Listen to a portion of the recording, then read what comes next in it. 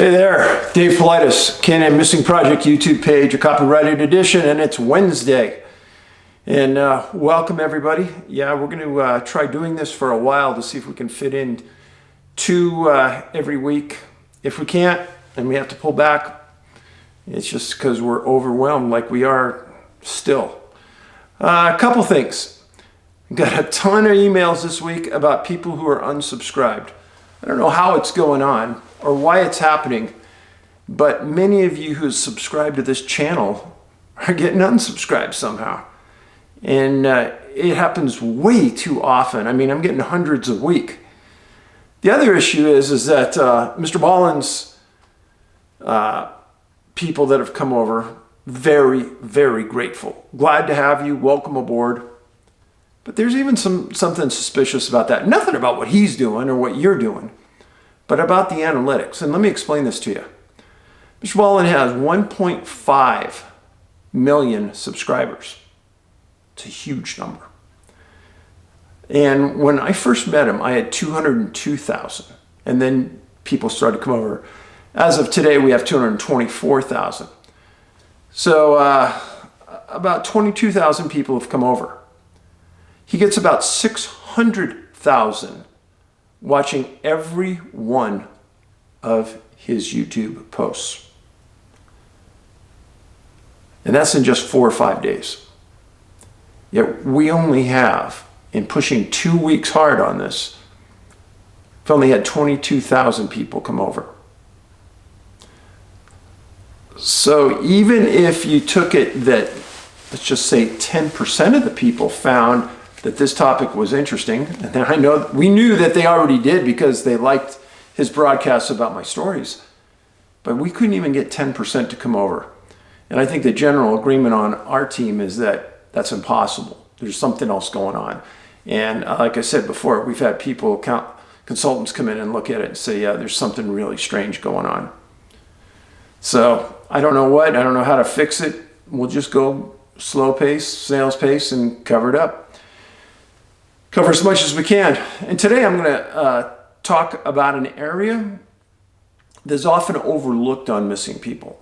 And they don't like to talk about it because it doesn't make sense to them. And it doesn't make sense to me as well. And we're going to talk about Wyoming, South Dakota, and Nebraska. Those areas where those three states kind of come together is wide open territory out there. And if you've ever been out there, grassy plains, rolling hills, in that area. And in that area of southeastern Wyoming, I've done a lot of deep dives on missing people, and there's some really, really strange cases out there. And this case that we're going to talk about today kind of abuts the western edge of Nebraska. And when I first heard about this incident, I glommed onto it hard because I knew right from the beginning things weren't adding up. And we're now about 1.5 years later, things still don't add up.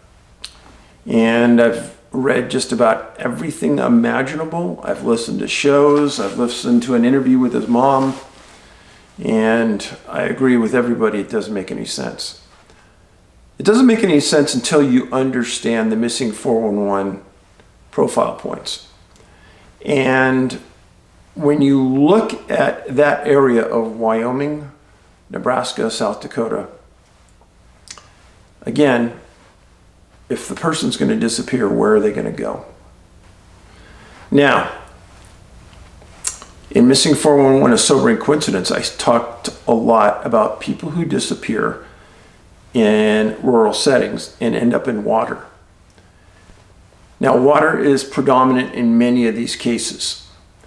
And whether it's in the woods or it's in the city, water always comes into place somehow. So, before I get any further into just talking to you about it, let me put a face to the missing, because that's important.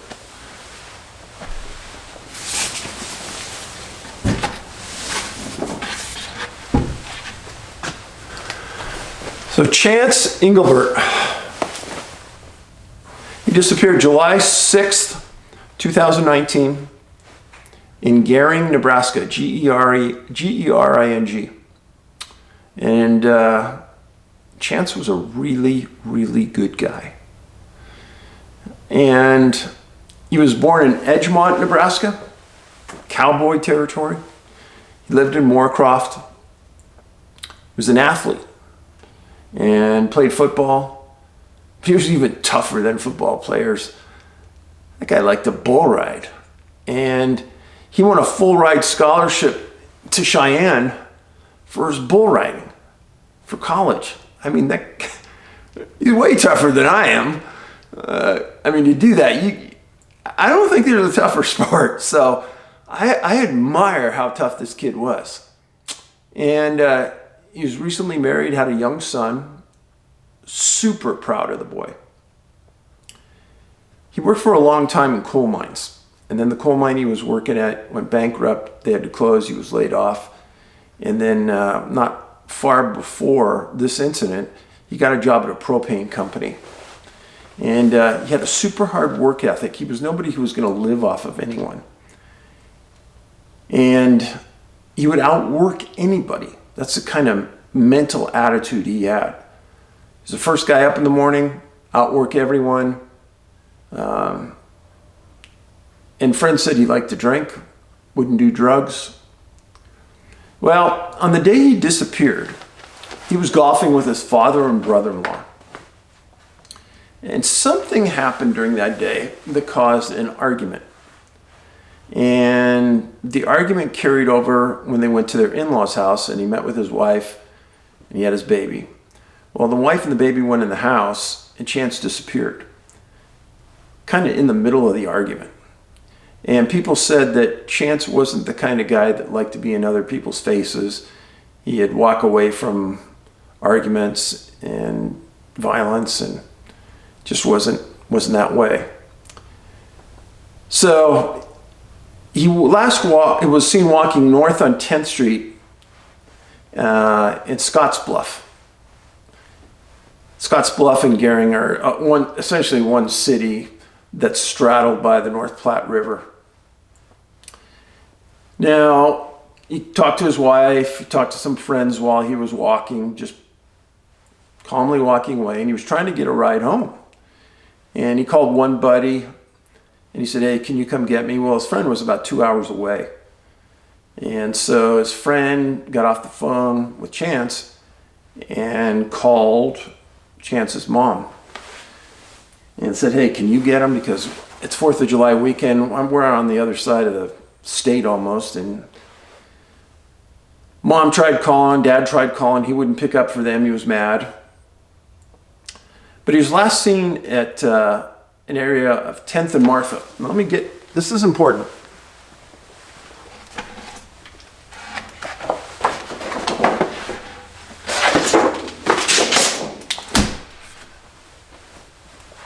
Now let's understand this.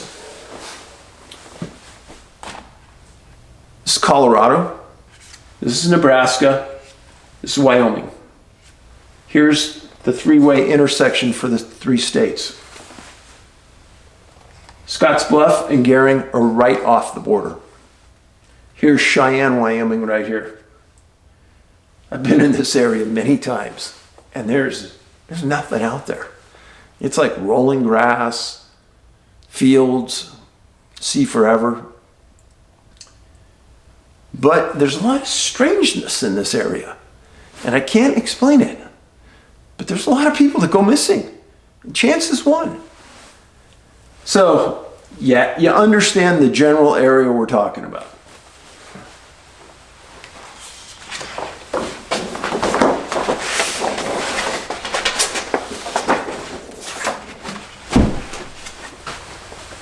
So, we got the North Platte River, and this is the location that Chance was last seen, at 10th and Martha.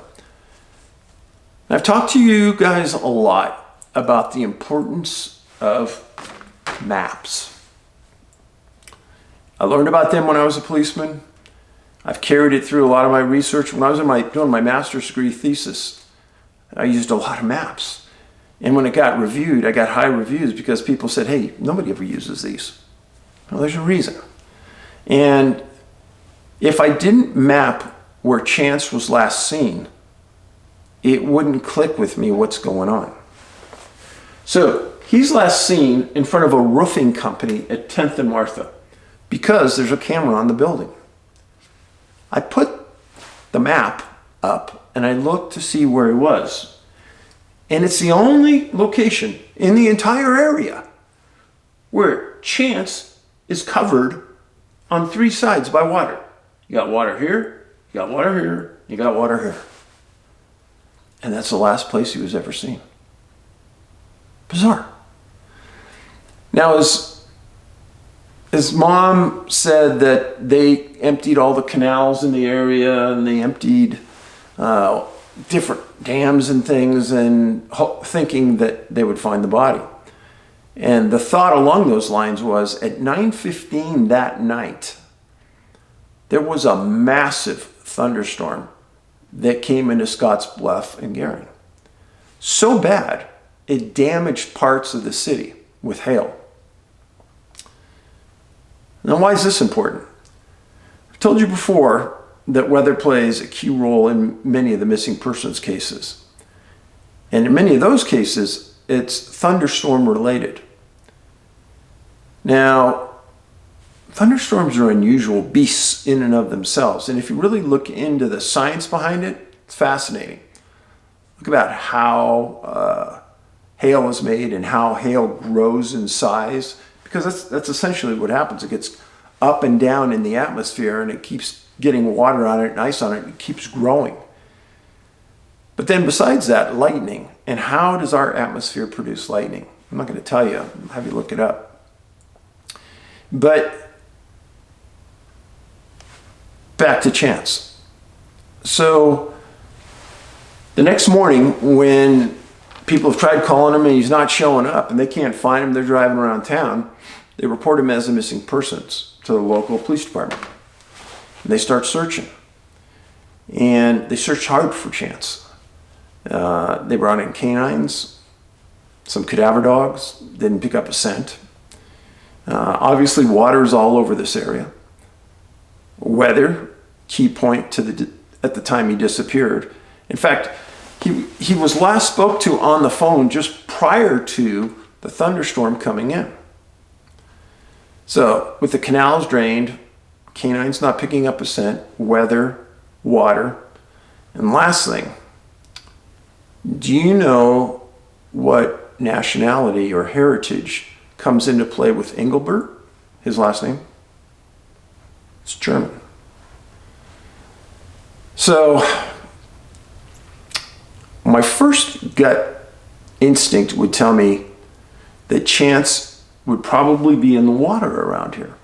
If you looked at the history of these disappearances in the 1500 or so I've researched. But his mom said that all this water area was searched. And this is another predicament with many of the people in this part of the country that disappear. They're never found. So he's 25 years old, good health. His mom said he had an injury. He had a separated shoulder from time to time. Okay, I understand that. Easygoing guy, didn't like arguing. Athlete, another thing that comes into play. If somebody had to ask me, well, Dave, what would you do next? Wow. Pray for his family. When I saw his mom interviewed, just tore my heart out. She said that he really loved his child. He's a good, committed dad. And to have him ripped out of their home while he's in the prime of life, destructive. I know there's other people in this area. I'm looking into their cases as we speak. I really hope that the police department keeps up the good communications with the mom. Don't give up the hope of finding Chance's body. Remember, many, many times the bodies are found in locations that are previously searched, sometimes 10, 15 times. So that's my one case for today. I just want to keep you in tune of what's going on. Cases in different parts of the country.